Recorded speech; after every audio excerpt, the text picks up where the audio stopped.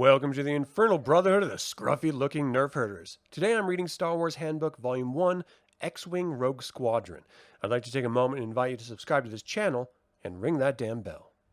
The Evolution of X-Wing Rogue Squadron by Michael Stackpole. My involvement with the X-Wing comics series began over lunch at Skywalker Ranch in July 1994. I'd been signed by Bantam Books to write the first 4 X-Wing novels and was visiting the folks at Lucasfilm to get acquainted and learn what they wanted from me, so the books could go through the approval as quickly as possible. During lunch, Lucy Autry Wilson asked if I had ever worked in comics. I said I'd always been a comics fan and would love to work in comics, but every deal I tried to put together fell through. Lucy made a note, and I didn't think anything more of it. In September, I got a call from Ryder Wyndham of Dark Horse Comics. He told me that they wanted to publish an X-Wing series of comics, and that Lucasfilm had told them they had to talk to me. Ryder pointed out that what they'd wanted from me were story arc outlines. Since I had no scripting history and had a bunch of novels to write, asking me to script the comic was not in the cards. Ryder did note that I might be able to script somewhere down the line after I learned how scripting worked. That was cool as far as I was concerned, so we set to work on putting together the series. The first decision was to set the tales as prequels to the novels. That allowed me to burn off some of the backstory I've developed for the main characters. Authors always have backstory that never gets put into books, and it's a shame to let it go to waste.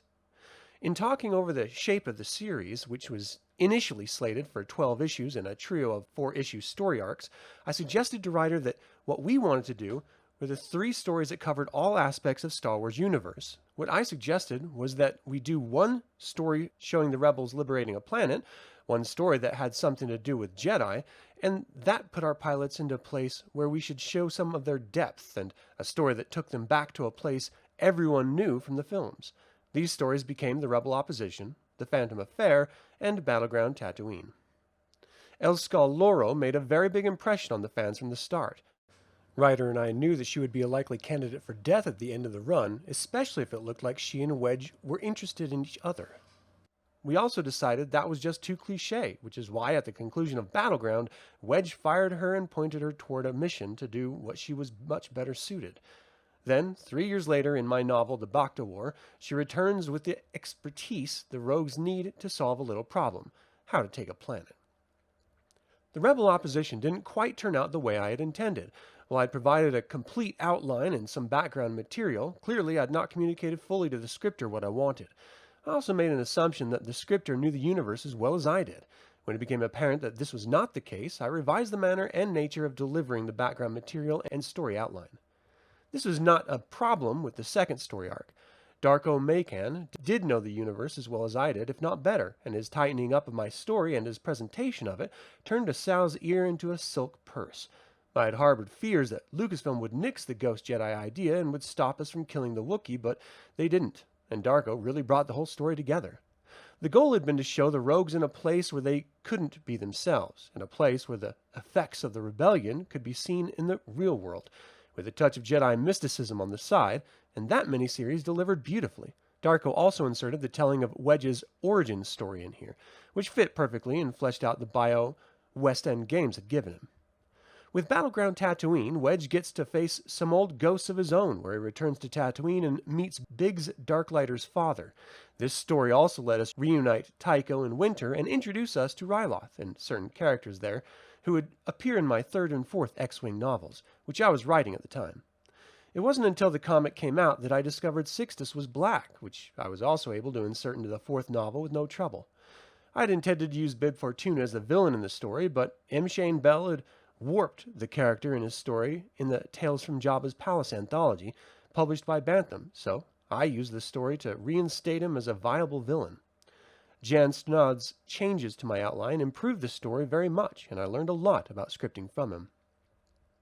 With The Phantom Affair, Peter Janes moved into the editorial chair of the series, and we talked about what we would do for future story arcs, since the series was popular enough to continue. Because we ditched Elskull in the end of the 3rd story arc, we opted to focus on another popular character, Plur. Oddly enough, Plur had originally been slated to be a Corran. But Mike Barron missed that factoid in the original outline, so human she became. This is why, however, in the Warrior Princess, one of the new pilots is a Corran. I needed to get one in there somehow. The Warrior Princess is a story that grew out of my love for history and my fascination with the collapse of Tsarist Russia. It really is a retelling of the Anastasia myth, but with both Anastasia and Alexei appearing to survive. The revelation of the fact that Plor had murdered her malignant little brother was a scene I thought would make a great climax to issue 3, which it did. In expanding Plor's background, we made her a lot more human, and, to mess with the minds of the readers, we ditched her at the end of the run. We figured that would be kind of unexpected and would get folks a bit stirred up, though we had every intention of bringing her back in the end of the next story arc. Requiem for a Rogue grew out of a sentiment among readers that no rogues were dying, and we needed to correct that mistake. I also thought it was time for us to get back to some mysticism in the Star Wars universe, hence Sith magic and Force powers.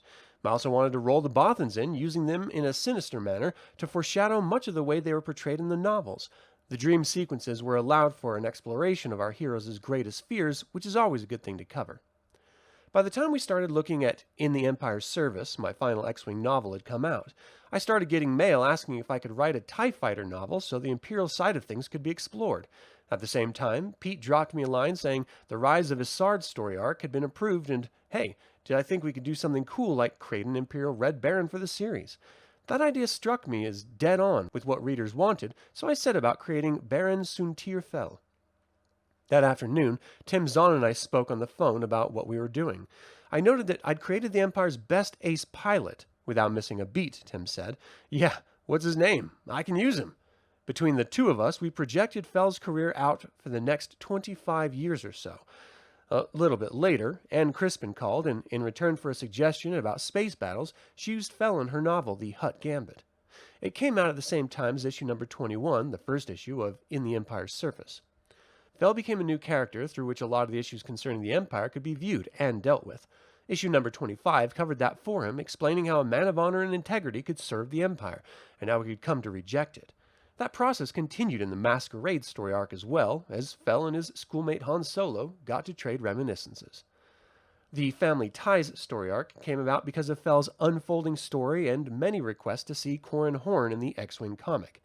Corran presented a problem because he'd never met Wedge Antilles before the novels. With Family Ties, we were able to bring him in and Ielo Wasiri and Lure and Whistler 2 into the series without destroying the continuity. It also gave us a chance to feature Plor, since we knew she wasn't going to be around much in Masquerade. Masquerade furthered the Rise of Isard plot, but was a great deal of fun because Han, Chewbacca, and Princess Leia were able to show up.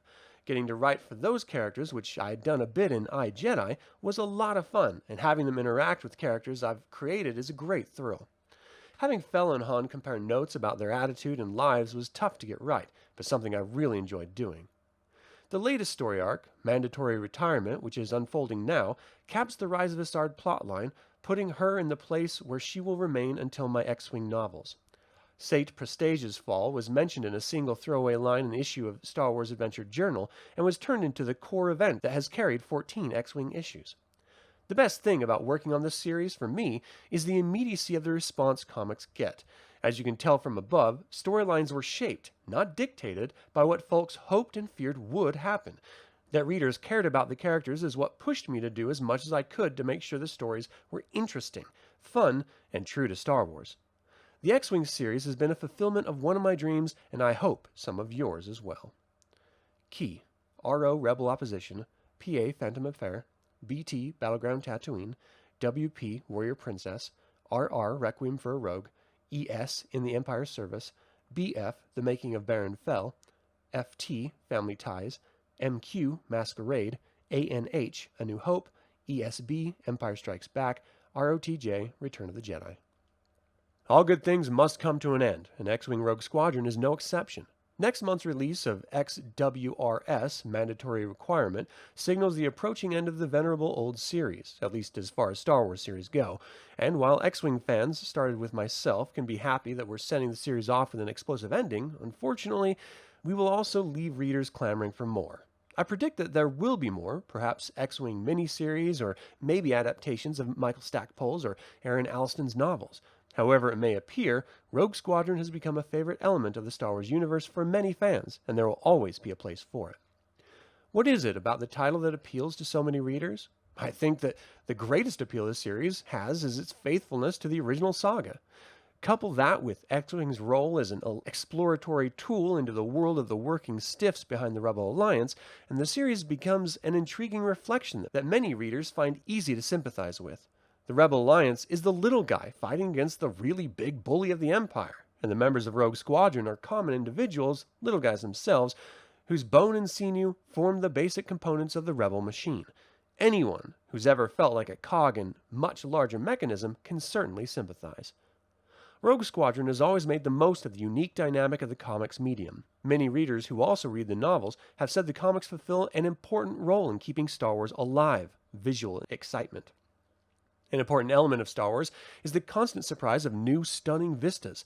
Comic art provides the opportunity to revisit exploding Death Stars and dizzying dogfights, and continue the fine tradition that began with Star Wars more than 20 years ago. Also, like the films, comics are created by an ever-changing ensemble of talented people. The lion's share of credit should go to Michael Stackpole, the original builder of the squadron. Michael brought with himself a keen understanding of many disparate elements that alchemically combined to make magic that is Star Wars. Formula comic plots may have worked here, but Michael set his sights a little higher, and each story combined the action, humor, tragedy, and triumph that made Star Wars so special, along with all the solid underpinnings to a great comic story. Thrilling visuals, a compact and involving storyline, non-stop excitement. Michael's plots, and later, scripts often catered to specific artists' styles, furthering the coherent nature of the stories the series told.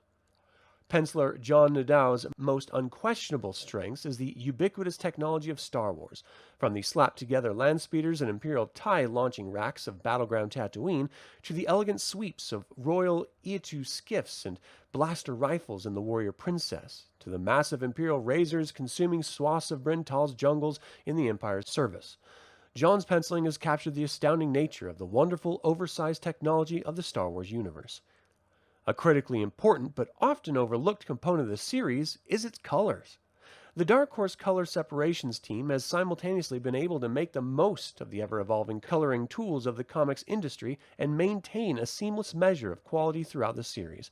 Colorist Dave Nastell's colors are based on much research and an excellent sense of color composition.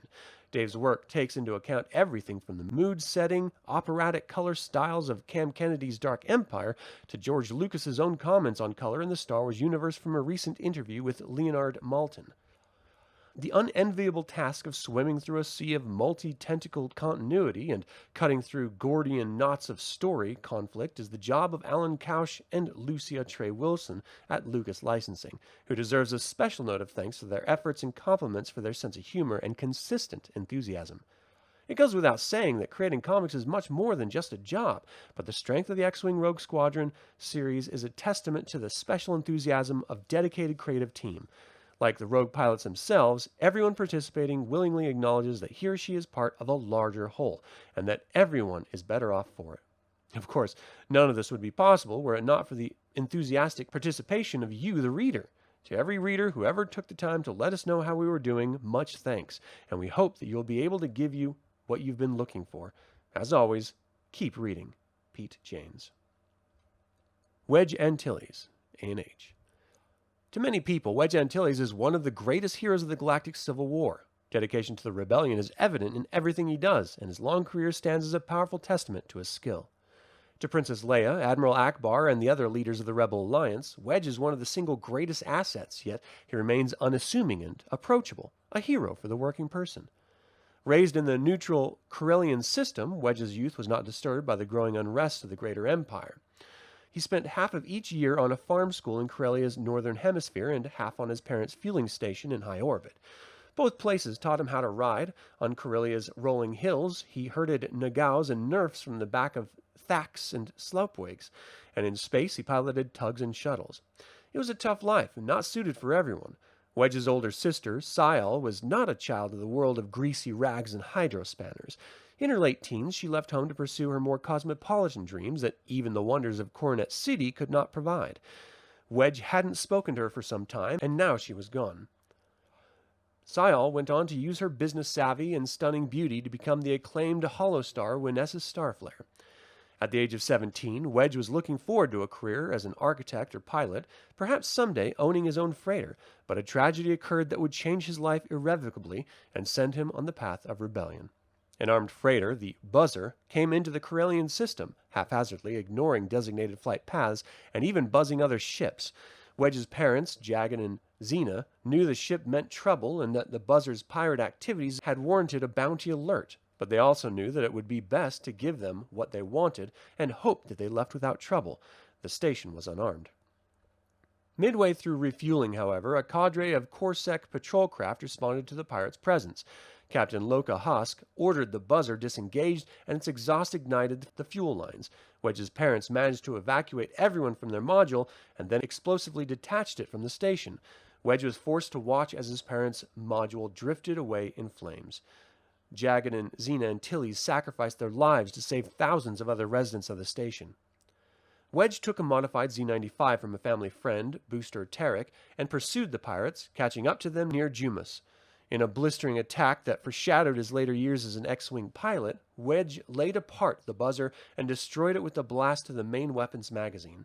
Captain Loka Husk survived and, horribly disfigured, bore a grudge against Antilles until the eventual showdown above Murlst, in which Husk, the Imperial captain, was swallowed by a wormhole. With no family left to tie him to Corellia, Wedge purchased a freighter with insurance receipts and went into business. Since many of his connections were through famed smuggler Booster Tarek, more often than not he hauled items for the Rebel Alliance. When the Alliance made an open call for fighter pilots in their new campaign against the Empire, Wedge signed up. Having participated in many of the most significant battles of the Galactic Civil War, Wedge had become one of the most experienced pilots in the Rebel Alliance. His tactics are used as textbook examples to new generations of Rebel pilots, and his piloting of the Incom T-65 X-Wing is considered definitive and widely utilized in simulators throughout the galaxy. Even among Imperial squadrons, his name is spoken of with quiet reverence. Wedge saved Luke Skywalker in the Battle of Yavin, allowing Luke to go on and destroy the Death Star. Since that time, he played crucial roles in the Battle of Hoth, the Battle of Endor, and Bakura campaign, and dozens of sorties against other Imperial targets. Wedge shared the kill of the second Death Star with Lando Calrissian, but he characteristically remained more or less in the shadows. Admiral Ackbar, ROTJ. The Mon Calamari Admiral of the Rebel fleet is also a close personal friend of Wedge Antilles and often commands Rogue Squadron's various missions. After the wild success of the Battle of Endor, Ackbar became a popular figure in Alliance circles and joined the Rebel Provisional Council. The Mon Cal's refinement of the Alliance's snub fighter campaign, in which smaller ships were used to take out larger vessels by utilizing their weaknesses to advantage, was a critically important element of Rebel victory. After the Battle of Endor, the Rebels' fleet main activities shifted from tide-turning system-wide battles to planetary liberation and acquisition of strategic assets. Ackbar directed the many branches of the fleet in no-holds-barred warfare and covert operations. His knowledge of many Imperial systems and tactics was a critical tool to the Rebel strategy. Rogue Squadron often figured prominently in Ackbar's plans. Not only were they the best that the Alliance had to offer, but the mere word of their presence on a battlefield was enough to send less organized Imperial units scrambling. Other pilots throughout the Rebel Alliance were happy to work with Ackbar, since so many of his strategies touted the strengths of snub fighting tactics over more standard brawls between capital ships. Ackbar most often commands from the Alliance flagship Home 1, but his participation in the design of the B-Wing fighter gave him the opportunity to train with smaller craft. While his age probably keeps him from participating in actual battles, he is often with the pilots in spirit.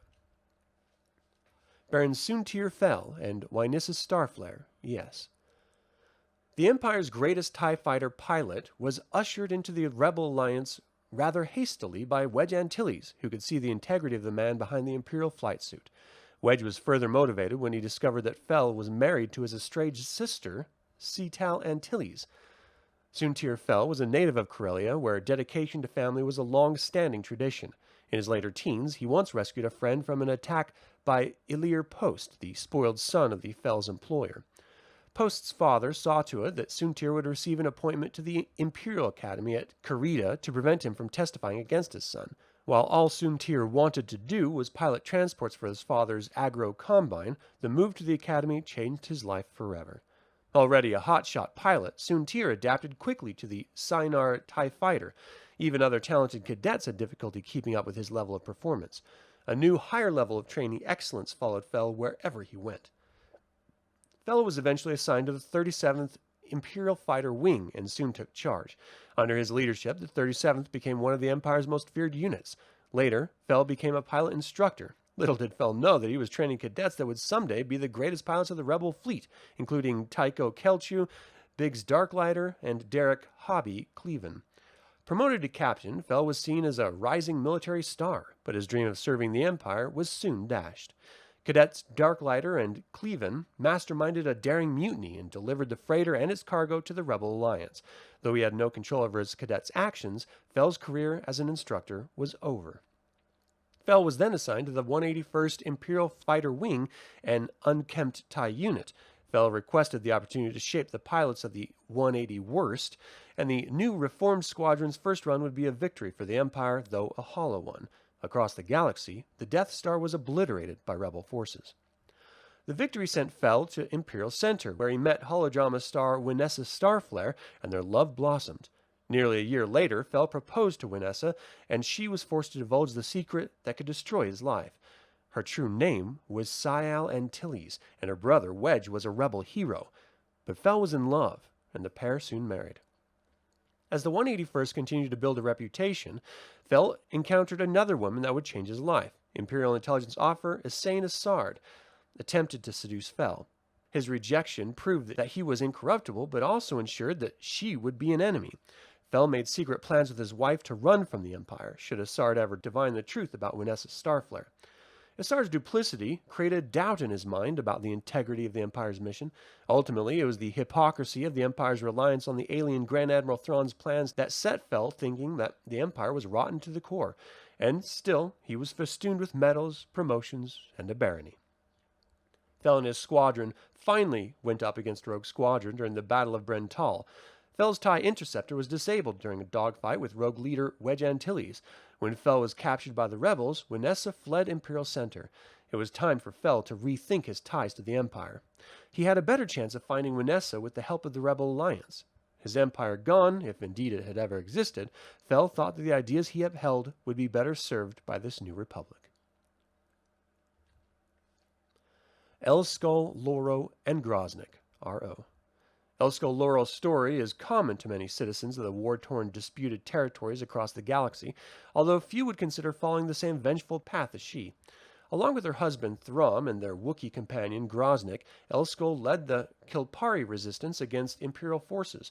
Until Wedge Antilles and Rogue Squadron arrived in the strife-torn world, the resistance had received little help from the Rebel Alliance, and were suspicious of the rebels' motives. By that time, Elskull's husband had become a casualty of war. In Elskull Loro, Wedge saw a powerful force against the Empire, if only her self-destructive behavior could be redirected. After routing the Imperial presence in Kilpar, Wedge invited Elskull to join Rogue Squadron. While a capable pilot and particularly effective against Imperial targets, Elskull remained morose, brooding over her husband's death and later over the sacrifice of Groznyk during the Phantom Affair in Murlst. She began to fly off the handle during critical flights, suicidally attacking capital ships and well-defunded bases. While Wedge was happy that her unorthodox flying was racking up impressive wins on campaigns, her instability threatened the safety of the rest of the squadron. Wedge dismissed her from the squadron after the Tatooine campaign, but managed to procure for her a quantity of confiscated Imperial weaponry with which she could create her own rebel cell. Her last report to Rebel Command spoke of the cell's investigation of a possible hyperspace corridor from the outer regions to the galactic core, the control of which could alter the course of the war. Groznyk, the Wookiee companion of Elskull Loro, had a life debt to Elskull's husband, Thrawn Loro. When Thrawn was struck down during the Kilpari resistance, Groznyk transferred the life debt to Loro's grieving wife. An excellent mechanic, Groznyk was an added bonus when Elskull joined Rogue Squadron. His devotion to the fiery-haired Elskull was only surpassed by his devotion to the memory of his good friend Thrawn, and often Wookiee and human woman would share moments of melancholy and painful reminiscence. The scientist Rorax Falcon observed this devotion and devised a use for it during the crisis of the Merlisti Academy campus. Utilizing a complex series of holograms of a fabled ghost Jedi that haunted the campus, Falcon led the Wookiee to believe that the ghost Jedi was in fact the Jedi spirit of Thrawn Loro. In his blind devotion, Groznyk followed Thrum to an asteroid orbiting within Mrlst's planetary rings, where Falcon had a secret laboratory. As members of Rogue Squadron and Loka Hask's Imperial forces clashed on the asteroid, causing the hologram of Thrum Loro to fade, Groznyk went into a rage. He couldn't bear to see his friend die again. The Wookiee tore into the ranks of stormtroopers, allowing the rogues to escape. Felled by numerous blaster bolts, Groznyk's last act was to grip the ankle of Loka Hask, preventing his escape when the asteroid and Hask's nearby interdictor Star Destroyer were sucked into a wormhole created by one of Dr. Falcon's inventions. Groznyk has since been immortalized with a statue near the site of the Ghost Jedi Memorial on the Mrlst Academy campus, and is widely regarded by the students as a hero of the rebellion. Firith Olan and Bib Fortuna, ROTJ. The Twi'lek second to Jabba the Hutt fled his master's sail barge to avoid the explosion of the thermal detonator he himself had placed on it. Fortuna had planned to take over the slimy crime lord's holdings, but the Bomar monks in their citadel beneath Jabba's palace had other ideas. The monks captured him instead and transferred his brain into a spidery droid body, the preferred vessel for the Bomar high priests, who desired complete isolation from their meditation. By making him one of them, they hoped to purge him of criminal intent. As Fortuna struggled to adjust to the shock of his new body and its unwieldy mechanical limbs, his distant cousin, Firith Olan, whom Fortuna had summoned to Jabba's palace years earlier to work off gambling debt, stepped in to take control of the palace's affairs. The power-hungry Twi'lek saw the chaos in the aftermath of Jabba's death as a chance to secure his own power base in the far-flung desert of Tatooine. One restraining bolt later, and Firith also had all the accumulated knowledge of Jabba's operation chief, including some exceedingly fresh information regarding hidden weapons caches out beyond the Dune Sea. Emperor Palpatine's vizier, Sate Prestige, had procured the stash of weapons, currency, and art as an insurance policy against the possibility of the downfall of Palpatine's regime. Stored away in Krayt Dragon tunnels lay wing after wing of TIE fighters and interceptors, heavy weaponry, power modules, and priceless works of art. Prestige's witless procurement agent chose to double-cross his employer and paid for it with his life, but not before rumors of the stash trickled out. Before long, Firith Olan and the host of other warlords were vying for the prize, which offered enough power for a warlord to rule the sector. While Fortuna was compelled to aid Firith Olan in his plans, there was no reason why he couldn't continue scheming on his own. As Rogue Squadron and would-be warlord Captain Marl Semton descended on the hidden weapons cache, and Firith himself becoming a casualty of the battle, Bib Fortuna stepped in, rescued the injured Twi'lek, and returned to the Bomar monks, who quickly and quietly transferred Fortuna's brain to Olan's body and Firith Olan's brain into the spider droid. The weapons caches were lost, but Bib Fortuna was once again whole and filled with big plans for his former employer's criminal empire. Cap Dendo, BT. The Deveronian Cap Dendo was one of the Rebel Alliance's most talented special operatives. Using the characteristic slyless wit and charisma of his species, Dendo had a special talent for recruiting talented individuals for the Alliance's many covert operations. His first encounter with Rogue Squadron on the sand-scrubbed mountains of Tatooine also turned into a disaster when criminals under the command of Firith Olan interrupted the Alliance's operations to discern the whereabouts of the Imperial weapons cache.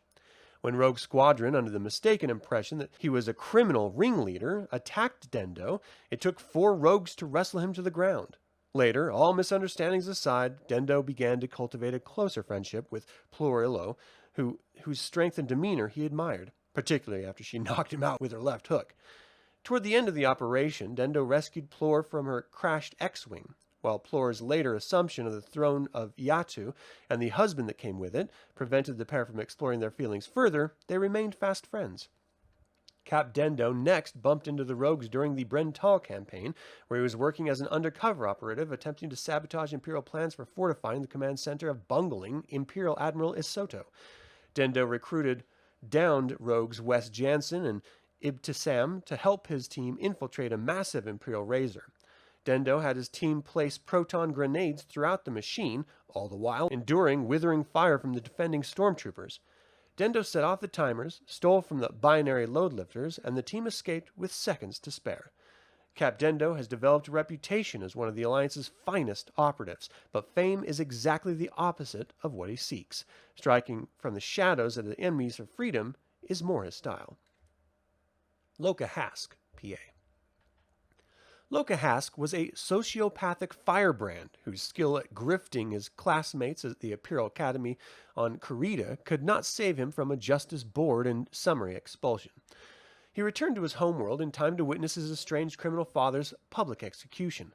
Knowing of his father's hidden stashes of credits and rare goods, Hask cashed them in and purchased an unassuming light freighter, which he then decked out with black market weaponry and outfitted with a crew of glibbiters. Over the course of the next year, Hask and his pirate crew plundered more than a dozen vessels, upscaling their own transport each time, and finally settled on a Sindev Series 4 picket ship, the Buzzer, a combined freighter warship originally commissioned by the infamous red-bearded pirate Crimson Jack. The Buzzer developed an even more formidable reputation over the next 2 years, and were it not for the efforts of a vengeful teenager named Wedge Antilles, it is conceivable that Hask and his crew might have grown in power to rival the warlords of the post-imperial era.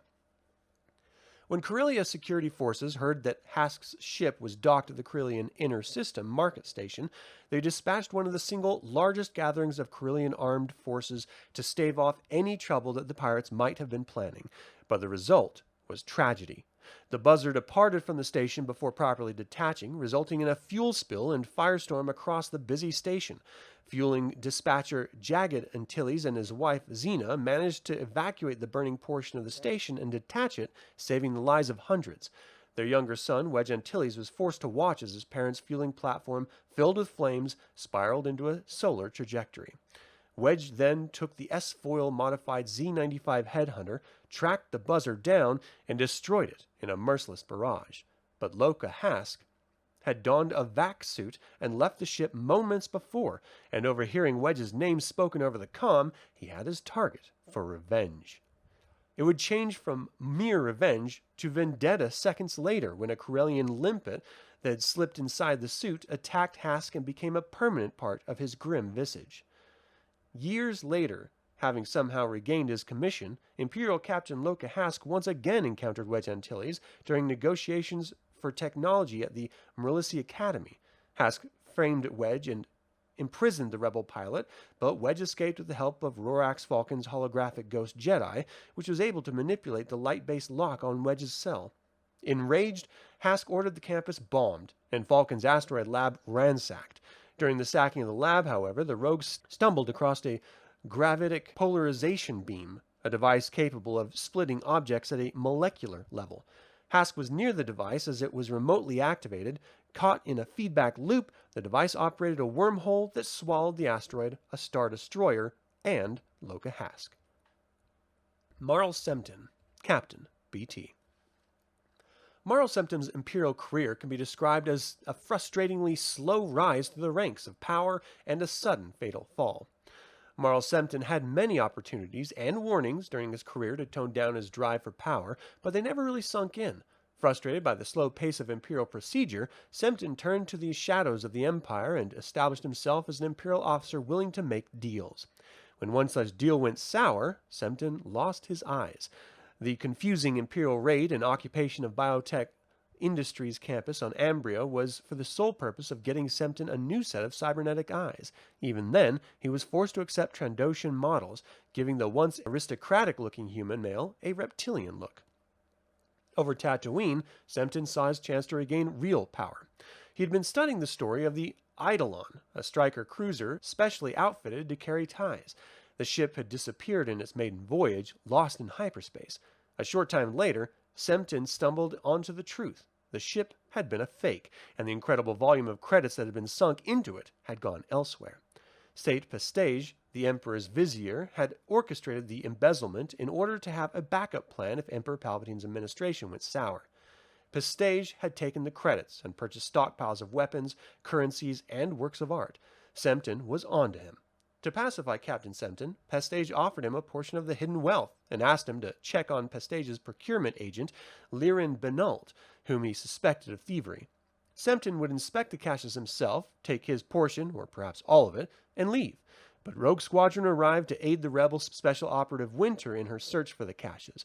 To further complicate matters, Sempton encountered Firith Lan, ostensibly the new boss of Jabba the Hutt's criminal empire, who wanted the caches so he could rule Tatooine and the rest of the sector. Sempton offered Firith a deal. He could manage the caches for the prestige in exchange for fair use, but it was a hollow deal from the start. When Rogue Squadron attacked the hidden base too quickly, Sempton abandoned his plans in favor of escape. But he couldn't escape from Sixtus Quinn, an Imperial Special Forces trooper angered by his captain's dishonorable behavior. Marl Sempton was vaporized by his own troops. Moff Leonia Tavira, WP. One of Rogue Squadron's most despicable foes was the vindictive, opportunistic teenager Moff Leona Tavira. When Moff Tavira took a wife from Iatu's common population, he had no idea of the sort of duplicity that the young girl would be capable of.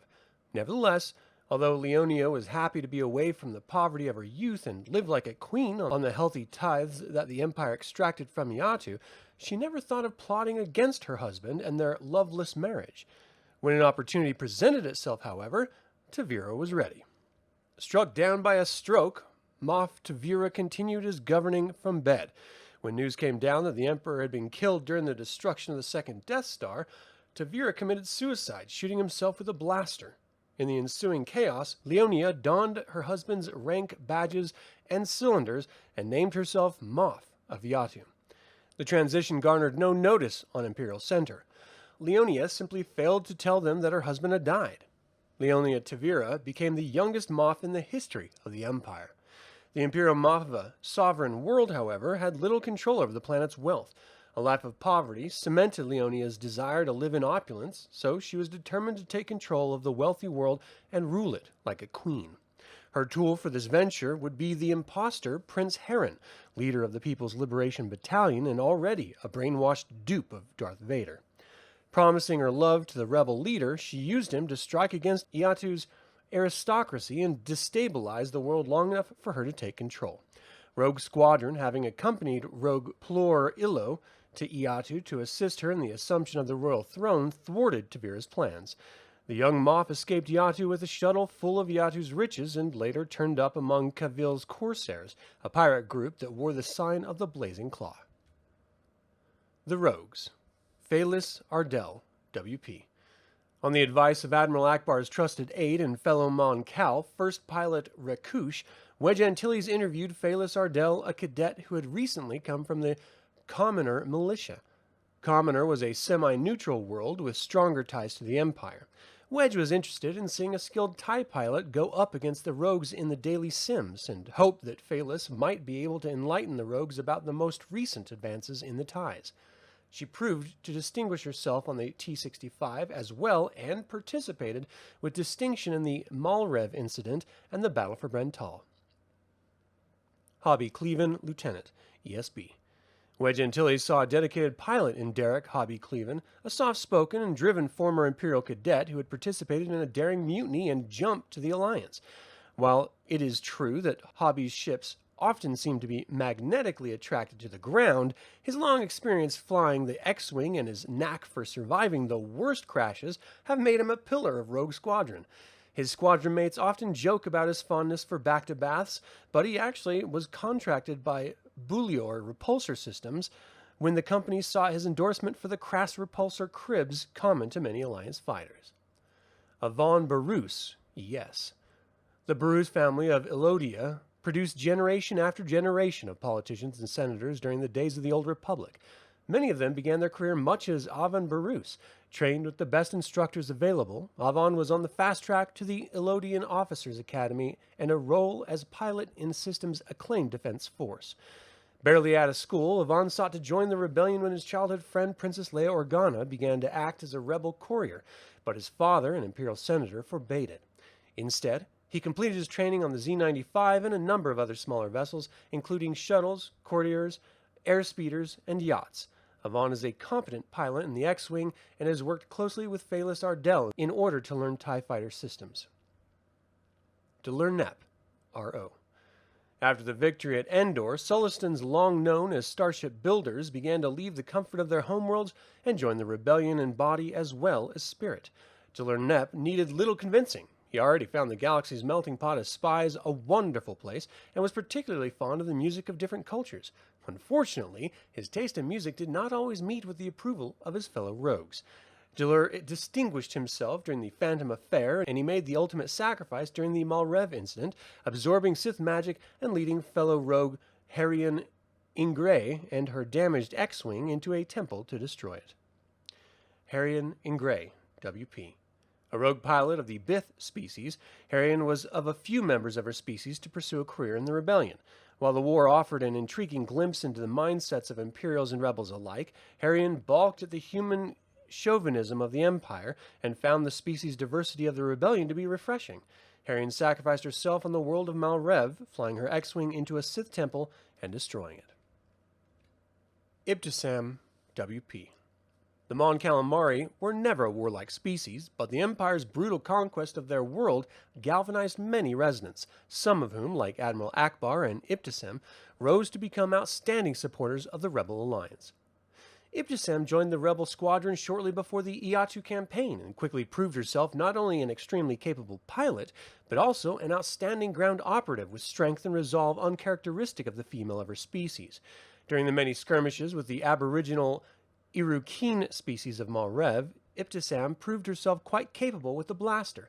Later, after being shot down over Vultine during the Brental campaign, Ibtisam and fellow rogue Wes Jansen aptly assisted Rebel Special Operative Cap Dendo. Ibtisam does not bother keeping it secret that she does not necessarily care for the Incom T-65 X-Wing and much prefers the Slain and Corpial B-Wing, which she flew during the Battle of Endor. Despite her personal modifications to the fighter, her ship was destroyed in the heavy fighting, very likely by Imperial pilots from Baron Fell's 181st Squadron. Nevertheless, she continues to hold forth the superiority of the B-Wing. Ibtisam shares an interesting friendship with her fellow rogue, the Quarren Nirin Vakil. Mon Calamari and Quarren have shared the world of Mon Calamari as long as history has been recorded by either species. The species' political and social differences were exacerbated by the Emperor's conquest, as one race accused the other of drawing the Empire's attention with their spacefaring. This deep-set acrimony was held in check by the two pilots of Captain Wedge Antilles. Both Nirin and Ibtisam being relatively intelligent people, they were able to get past their petty bickering, so common between members of their species, and have since become close friends, even flirting with the idea of a closer relationship. Koyi Komad, PA. Rogue Squadron was fortunate to meet Koyi Komad in their first night in Merlst. A student at the academy, Koyi offered to guide the rogues during their visit, and she proved to be a well-informed and well-connected friend. When Imperial forces moved in to arrest the rogues, Koyi warned them beforehand and led them to a safe spot, high in the Junella Cicades, where campus misfits, slicers, and poets lived. Koyi introduced them to Nasta, a slicer who was able to help them against the Imperial Captain Loka Hask. Koyi Komad left the academy and joined Rogue Squadron as chief mechanic shortly before the Battle of Brental. She's a trusted friend and confidant to many rogues and a mechanic of rare ability. Nirin Vakil, WP. The florid personality of the Quarren pilot, Nirin Vakil, was a breath of fresh air among Rogue Squadron's ensemble of battle-hardened, moody roughnecks. But an air of distinction meant little to Imperial TIE pilots, so Nirin relied on his astounding skills behind the stick of an X-Wing to cultivate respect among his enemies. A native of Mon Calamari, like his squadron mate Ibtisam, Nirin fancied himself a knight, and the Rebel Alliance his displaced and exiled lord. Nirin wore a custom flight suit which contained a coverall bladder of pressurized salt water. The suit has the effect of reminding him of his homeworld seas. Highly adaptable to new ships and situations, Nirin was often chosen to fly the unwieldy reconnaissance X-Wings on scouting missions. Wes Jansen, Lieutenant, ESB. In order to fit into the cramped cockpit of an X-Wing, most pilots are shorter than average, but there are no such restrictive requirements for breadth of shoulders. Wes Jansen, a capable flyer and skilled soldier, is the tough of Rogue Squadron. A muscled fire plug is effective on the ground as he is behind a stick. Jansen backseated Wedge Antilles during the Battle of Hoth and later flew an X-Wing defending Rebel transports during the evacuation of the Frozen World. West proved his capability as a ground operative when he assisted Cap Dendo in a sabotage of Imperial razors on Brental, and he would later trade in his pilot's helmet and become one of the New Republic's most sought-after flight instructors. Zars Hula. Yes. Members of the Tunroth species are known for their incredible strength and natural drive in battle, which made Zars Hula's first request to Captain Wedge Antilles so strange. The Tunroth Rogue Squadron pilot joined the squadron just before the Battle of Brental. Zars's first request was to be immediately transferred out of the unit. While she was no shirker of duty, she spoke quite logically of the high death rate in the squadron. Wedge promised to do what he could, but in the meantime, Zars, a longtime veteran, racked up impressive kills against Baron Fell's Imperial 181st during the Battle of Brental. By the time the campaign was over, Zars had found her place and made friends with the squadron, and there was no more talk of transfers. Plor Illo, R.O. Gruff, angry, and mean is how many people might describe rogue pilot Plor Illo, especially the flight mechanics who don't meet her personal level of quality control. But this tough Iatu-born woman is one of Rogue Squadron's most valued assets, a battle-hardened veteran, fearless, motivated, and talented. Plor served as a technician aboard the Mon Calamari flagship Home 1 during the Battle of Endor, following the tremendous losses inflicted upon the Alliance's snub fighter pilots by the battle. A call went out for new candidates. With some experience in piloting, Plor simmed a few times in the X-Wing and discovered a natural talent for handling the Maverick craft. At first assigned to the fierce mopping-up operations in Endor and nearby systems, Plor's fiery temperament threatened to keep her from advancing beyond the hard, scrappable, probationary units of the Alliance military. But Commander Wedge Antilles knew a good pilot when he saw one. Shortly after Luke Skywalker handed over control of the squadron to Antilles, Plor Illo was one of the first new rogues. All of Plor's bluster, however, was an elaborate ruse extending over virtually her entire adult life. The rough-necked, bald woman with the acid personality was actually the sole surviving member of the planet Iatu's ruling family. Years before, tired of the limp rulership being provided by Plor's father, the other noble families of Iatu came together to rise up against the royal family. In one night, the family was rounded up and executed. Plor alone was able to escape. Finding her way off-planet, Plor was raised by a succession of technicians and grease monkeys across the galaxy's space garages, quite a different upbringing from the aristocratic atmosphere of the Iatu Royal Palace. A chance encounter on Merls during the Phantom Affair led Iatu's ruling council to track down their wayward princess, Isplurdakartha Estilo, and invite her back to her homeworld, now shattered by a brutal civil war between the elitist Priamsta and the populist rebel leader who claimed to be Plor's brother, Prince Heron. Plor retook the throne of Iatu and decided that one way or another, the Priamsta was going to have to come to terms with an equality with the common people of Iatu. Further, the impostor claiming to be her brother had to be unseated, and the scheming of Moff Leona Tavira, who sought to take Iatu's wealth for herself, had to be thwarted. With the help of Rogue Squadron, Plor accomplished these things, and she returned to Iatu to a solid enough footing that the world was invited to join the New Republic just a few months later. Despite her royal duties on Iatu, Plor continues to fly with Rogue Squadron. Captain Wedge Antilles isn't complaining. Tycho Kelchu, Lieutenant, R.O. The need for new pilots to fill the ranks of rebel squadrons after Yavin was acute. Many pilots volunteered, but only the very good ones joined Wedge in what would become Rogue Squadron. Lieutenant Tycho Kelchu was one of the best. On his 21st birthday, Tycho, an Imperial pilot, had been speaking to his family back in Alderaan via the Imperial Holonet when the transmission went down, a common occurrence during the Galactic Civil War. Tycho later learned that his homeworld, family, and life had just been destroyed by the Death Star. Tycho deserted active service and disappeared into the hidden channels that the Rebel Alliance ran. Already a formidable TIE fighter pilot, though his training with then-Captain Suntir fell, Kelchu quickly found his way into the ranks of the Rebel fleet, being recruited by Luke Skywalker for his unit. During the Battle of Endor, as Commander Wedge Antilles and the Millennium Falcon attempted to destroy the second Death Star's core, Tycho flew an A-Wing into the space station's unfinished superstructure, luring TIEs away from the critical operation. Tycho would have preferred flying an X-Wing, but he had been trained in an A-Wing and filled in as needed for the operation's success. When Wedge Antilles became leader of the squadron, Tycho became Antilles' second, a position he has held ever since. Tycho carried a love for adventure long before the destruction of Alderaan sent him over to side with the rebellion. Now he feels that it is much better channeled into the cause of freedom. An outstanding pilot and fearless ground operative, Tycho uses his accumulated knowledge of Imperial strategies, codes, and policies against his former masters. For example, Tycho would never have attempted to impersonate a transferring Imperial pilot on Silpar had he not known that a rural garrison would not necessarily have the comprehensive identification techniques so prevalent in the paranoid Central Empire. Tycho has developed an ongoing relationship with the enigmatic Winter, although they have spent more time together dodging blaster bolts than they have counting stars in each other's eyes. Even in the most desperate of situations, though, the pair have found ways to enjoy each other's company. The villains. Carterion, R.R. Like many of his fellow Daveronians, Carterion has a lust for power and an unwillingness to wait for it to come to him. As a low-ranking Imperial technician at the Empire's outpost on Malrev, he saw a chance to wield the limitless power of Sith magic, distilled from an ancient temple hidden deep within the planet's cloaking forests. After the death of the Emperor Palpatine, the local Imperial garrison saw no reason to stay around the temple, which only offered nightmares and seemed to enrage the local Aboriginal clans of the dog-like Irukain. When the last Imperial shuttles left, Carterion stayed behind.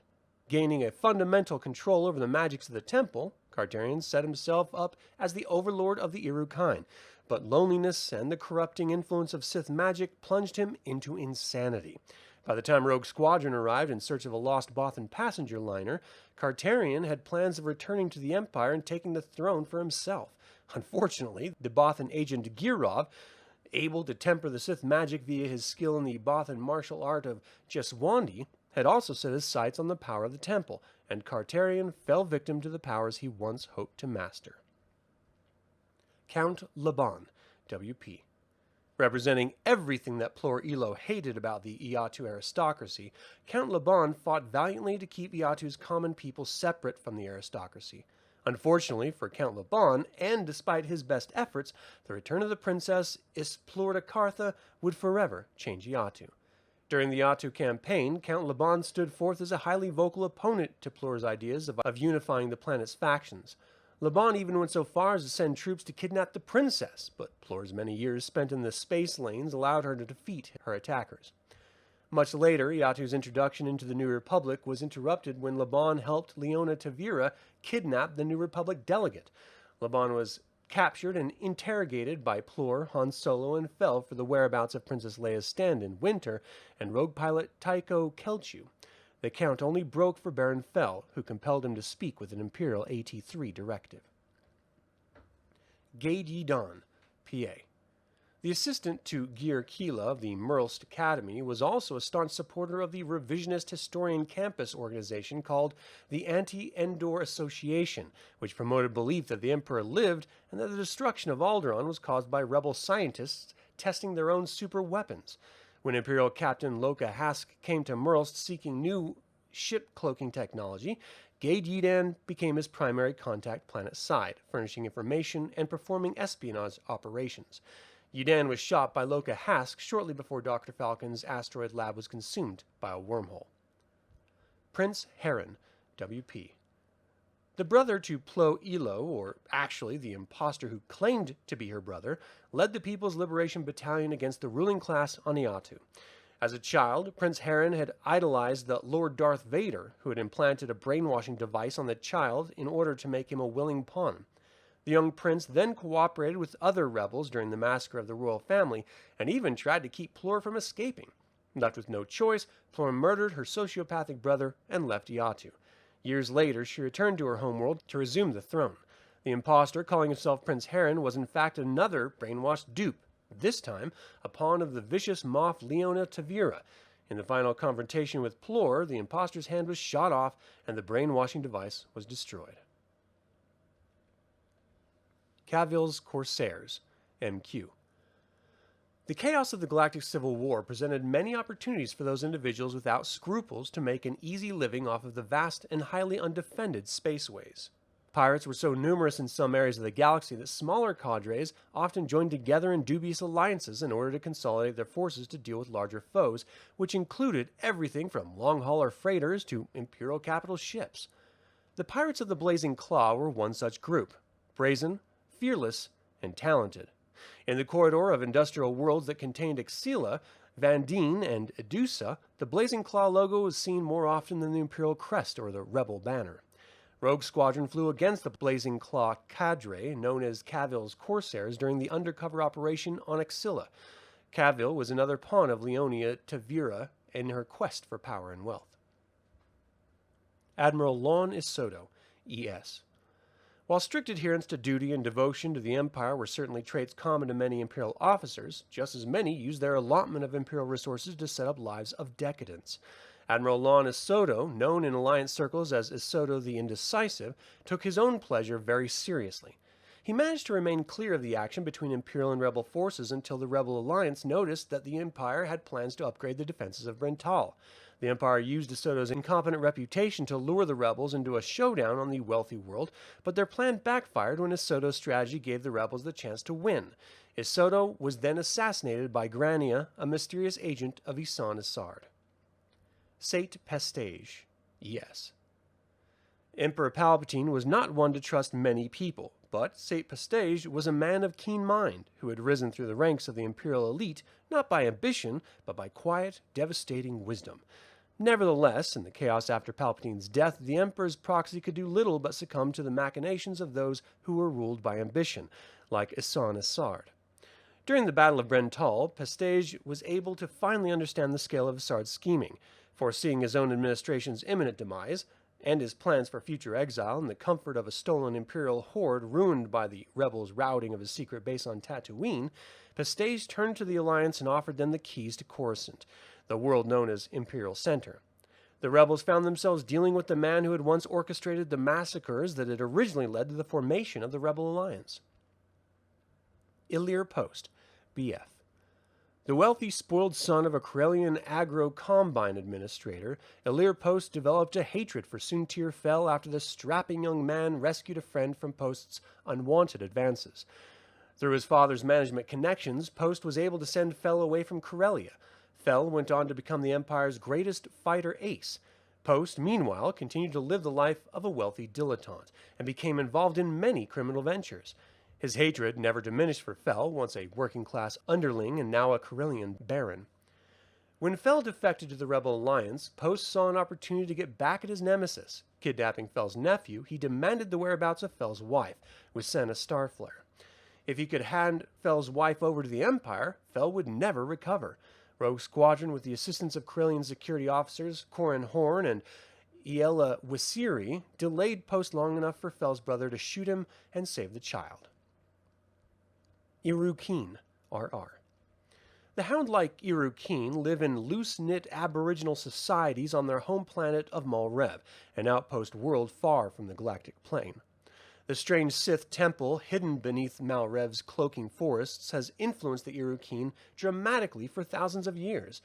Urks have a strong sense of ownership over the temple and attack anything that comes near. Only via manipulation of the Sith magic that the temple emanates can a being wield some degree of control over the species. Cartarian, a Deveronian Imperial technician, was able to telepathically control dozens of Urks in attacks against Rogue Squadron, even motivating them to pilot TIE interceptors. Even with complicated telepathic messaging, the Urks maintain their volatile nature, and an Urk given a blaster is more likely to swing it as a club than shoot it, let alone aim it. Winter, Targeter, Windermere Wellen, R.O.B.T. The enigmatic Rebel Special Forces operative and close friend to Princess Leia Organa has crossed paths with Rogue Squadron enough that she formed a romantic relationship with Rogue pilot Tycho Kelchu. But one of the first things that the flyboy discovered about Winter was that when it was time to work, she was all business and deserving of her chilly name. Rogue Squadron first assisted Winter during her undercover work on behalf of the Kilpari Resistance, where she disguised herself as Princess Leia in order to make herself an attractive target to Imperial Command, while Rogue Squadron eliminated the base's threats. Later, on Tatooine, investigating a hidden Imperial weapons cache, Winter and fellow operative Cap Dendo were assisted by the rogues against the twin threats of Warlord Firith Olan and Imperial Captain Marl Sempton. On the Twi'lek homeworld of Ryloth, Winter and Wedge Antilles participated in a virtual battle with Imperial Special Forces troops over the right to extradite Firith Olan. Winter was also involved in the complicated caper on Iatu, in which once again she was disguised as Princess Leia. She and rogue Taiko Kelchu were kidnapped by pirates and offered up for ransom. While the real Princess Leia was then able to carry out her side of the mission undisturbed, it was the rebels' first order of business to rescue Winter and Kelchu. Fortunately, they had already rescued themselves, daringly piloting a stolen Y-wing through the city canyons of Axilla and going up against a wing of pirate uglies. Winter's freighter. Carefully disguised to have appearance of the sort of ship even the most desperate thief would bypass, Winter's freighter has undergone at least as many changes as the enigmatic agent herself. As battered as the exterior may be, the ship contains an array of top-secret hardware, a BIS-2 data storage module, and surveillance equipment ranging from pin-sized transponders to specialized droids that can slice Imperial HoloNet transceiver satellites. Weaponry has mostly been forsaken in favor of speed. The freighter's shields can be enormously powerful, and the Corellian-built Aurum thrusters provide dizzying speeds, enabling Winter to escape all but the most blanketing of Imperial cordons. Isan Asard, ES. By its very nature, Imperial intelligence attracted Emperor Palpatine's most loyal subjects. After his death, those same subjects were the most serious obstacle to the Rebel Alliance quest for revolution. Isan Asard, also known as Iceheart, held many of the strings of the puppet rulers who attempted to rule in Palpatine's absence, and over the course of her career, eventually came to desire the throne for herself. Rogue Squadron first came to Asard's attention during the siege of Bryn Tall, where she dispatched Baron Fel and the Imperial 181st into the strategic world to assist Admiral Lon Isoto in its defense. Asard knew that the rebels would attempt to take the planet after she leaked word that Isoto the Indecisive was in charge.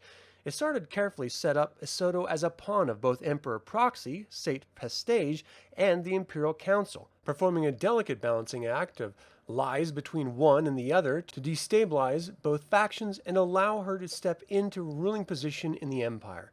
Even though Baron Fel's 181st ruled the skies over Bryn Tall, the world was lost by the Empire. Were it not for Admiral Isoto's lunatic deployment strategies, Asard's plan might have collapsed. But the crafty chief of Imperial Intelligence knew that Fel's commitment to duty would not allow him to disobey a direct command, even from an idiot like Isoto.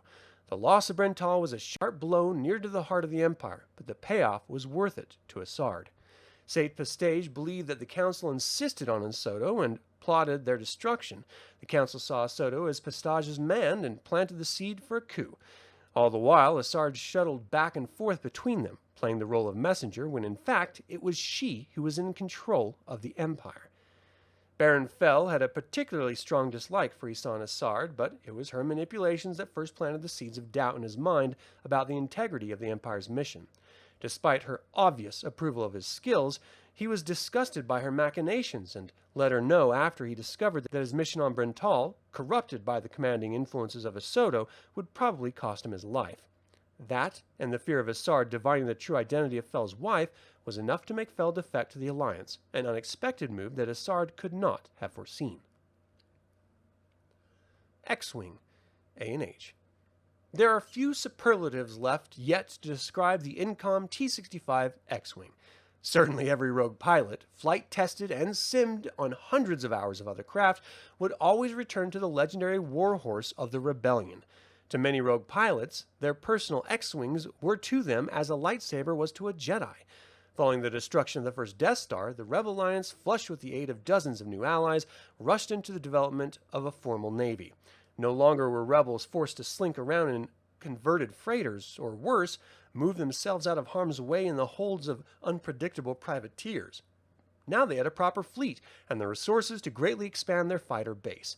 Admiral Akbar was always a champion of snub fighting tactics, and many other Alliance strategists were hard-pressed to resist the facts. Battles were often won by fighter squadrons. Soon after, the A and B Wings joined X-Wings as some of the most visible of Alliance fighters. While the A-Wing's blistering speed quickly became the standard tool on a hit-and-fade missions, and the incredibly powerful B-Wing could almost pull alongside a capital ship and take it on single-handed, the X-Wing remained the soaring, knifing, cutting edge in fighter-to-fighter combat. As the Empire slowly realized how critical the fighter campaign was to the Rebel Alliance, it began to provide constant challenges to the X-Wing, both in the development of more talented pilots and lethal fighters, including the TIE Interceptor. The X-Wing's continued reputation was assured by the parade of deadly enemies, vanquished again and again by Rogue Squadron and a dozen other units. Reconnaissance X-Wing, ES. A complicated sensor packet and twin almond-shaped scanner pods marked the Recon T-65, also known as Snoop Scoot, as a surveillance and reconnaissance craft. Specialized sensors record metallic content, ion drive signatures, and life readings in order to accurately gauge the strength of Imperial installations. During a reconnaissance run, a Snoop Scoot is often accompanied by a squadron of fighters, or it hides in the shadows of larger vessels.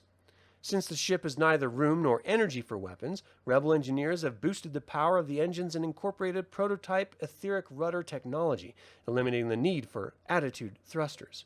The technology allows the ship to maneuver even more tightly than an X-Wing, and it necessitates pilots of species that can withstand this increased stress. Y-Wing, A&H. Well, Colonel Salm's no fool, goes a popular refrain from thousands of launch deck edge debates over the merits of the Cohen-Sayer Y-Wing fighter. But even the wily old pilot occasionally reveals the soft spot he has for the Alliance's first fighter craft isn't necessarily because it's the best fighter out there. Rather, he says, it's because his Y-Wing gets him home safely. Used to take a beating, the Y-Wing distinguishes itself in early Rebel campaigns and became famous for its tenacity. Pilots of the unsightly craft would often leave carbon scoring and other cosmetic damage after action. The scars told tales of unrelenting battles and triumphant returns. It wasn't until the development of the Sienar TIE Interceptor that the Y-Wing met its match. The battle for Brental showed Alliance strategists that the new breed of Imperial pilots were capable of pushing interceptors to incredible lengths to take out the slower Y-Wings, and gradually, the craft were relegated to missions where the chance of going up against the Empire's best were significantly reduced. Nevertheless, the Y-Wing stays true to its tenacious nature and remains a frequent seen workhorse for the New Republic. TIE Interceptor, ROTJ. The deadly blur of a squint was often the last thing that a Rebel pilot saw before his own ship became just another casualty in the ongoing galactic civil war.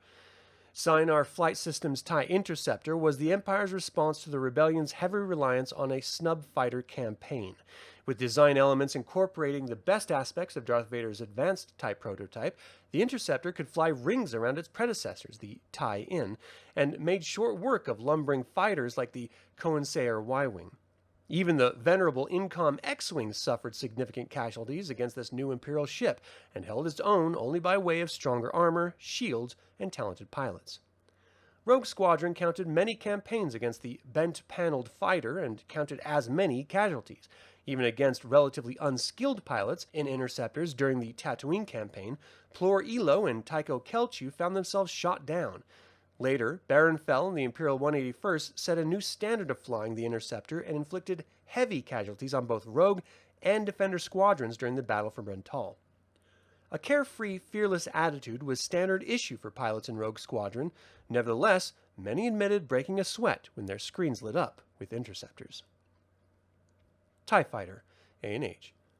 The screaming emblem of the Imperial fleet, the Sienar TIE-In starfighter held sway over hundreds of systems during the Galactic Civil War. Modular and quick to build, the Empire dispatched vast numbers of TIEs throughout the galaxy.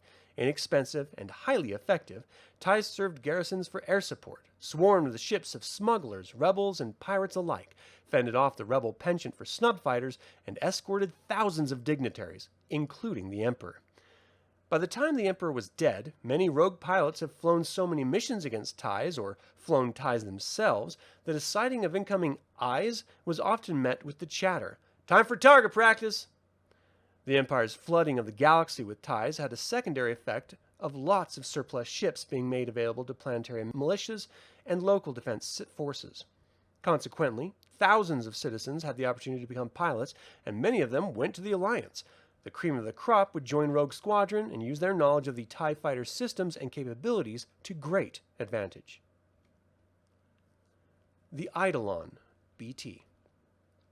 An ambitious redesign of a strike cruiser with TIE launch capability, the Eidolon was in fact a complex ruse created by Imperial Vizier Sate Pestage to hide his secret efforts to establish storehouses in case Emperor Palpatine's government were ever to topple. Built under tremendous secrecy at the Kuwait Drive Yard's satellite facility in the Seswana sector, the Eidolon, a mere shell of a craft, vanished during its maiden jump into hyperspace. Even though word filtered out that the strike cruiser was a sham, many spacers still speak of the Eidolon along with their other pie-in-the-sky salvage dreams. Among the Eidolon's proposed advances was a dual tie rack featuring a docking bay at the bases of the command tower, which shunted racked ties back through the maintenance and refueling areas and into launch corridors on either side of the ship, allowing a constant stream of short-mission fighter protection. The launch racks themselves were actually designed, built, and incorporated into St. Pastage's Eidolon base on Tatooine. The rack was so effective that Rogue Tycho Kelchu's first flyby sparked the launch of over a dozen ties in the seconds it took for him to make a single pass of the base. Bantha-class Troop Carrier Assault Shuttle, ES. One of the most popular and long-anticipated additions to the Rebel fleet took the form of a squat, slow vehicle with a hide as thick as its namesake. The Bantha-class assault shuttle, a joint design of Mon Calamari and Sullustan engineers, was designed to fly behind a fighter screen to target areas and be able to take a beating while it disgorged or airlifted troops and small ground vehicles. With a cargo capacity of more than 30 tons, just a few shuttles could land a strike force large enough to attack most any target. The Bantha sports an unusually small footprint, extending a gimbaled monopod, allowing it to land in the smallest of areas. As troops enter or exit the cavernous main bay, they're covered by Golan Systems' articulated turbolaser cannons, which have an effective angle of fire of 120 degrees. The Bantha is powered by sturdy Sullustan sublight drives, and despite the necessity for a living pilot under fierce fire conditions, each shuttle carries a central processor equal to that of an advanced construction droid. The pilots of Banthas, many of whom happily refer to themselves as bus drivers, often have bantering relationships with their ships, much as true Bantha trainers have special bond with their mounts. The Bantha-class assault shuttle made its stunning debut during the assault on Oridan at the Battle of Brental. Uglies, MQ. The hundreds of colloquial names for uglies, juice cans, buzzers, Z-wings, are a testament to the craft's presence throughout the galaxy. Wherever scrapyards turn up damaged or discarded module components of the galaxy's various snub fighters and gunships, ugly shops can be found churning out piecemeal fighter craft, most often for clients who prefer no questions asked. These were inexpensive, no-frills fighter craft, often launched from depressurized cargo decks on converted pirate vessels. Some of the most popular types of uglies include Z-Scepters, which utilize the main body of the Z-95 Headhunter and the bent solar arrays of the TIE Interceptors, and the TIE Wing, combining the pilot's pod of a TIE-In with the nacelles of Cohensair's Y-Wing. While dangerous to fly, some ugly formations became so commonplace that, for all intents and purposes, they ceased to be mongrel ships and became their own crafts. The few pilots who could actually survive more than a couple of sorties discovered that the ships could be piloted based on the strength of a particular components, and soon, uglies began to appear that were custom-built to mission specifications. Their modular design made it an easy matter of reformatting ships based on need. Nevertheless, there was never any denying that these were in fact second-hand vessels. Rogue Squadron appreciated the visual irony of Y-balls, but they were happier to find the ships, while powerfully armed, were slow to react and prone to coming apart during tight maneuvers. Cavil's Corsairs and other pirate groups under the Blazing Claw symbol used uglies culled from the scrapyard moons of Ixilla. Thank you all for tuning in. We invite you to like this video, subscribe to this channel, and click the bell to get notified about our next video. Until the Infernal Brotherhood convenes again, my fellow scruffy-looking nerf herders, may the Force be with you.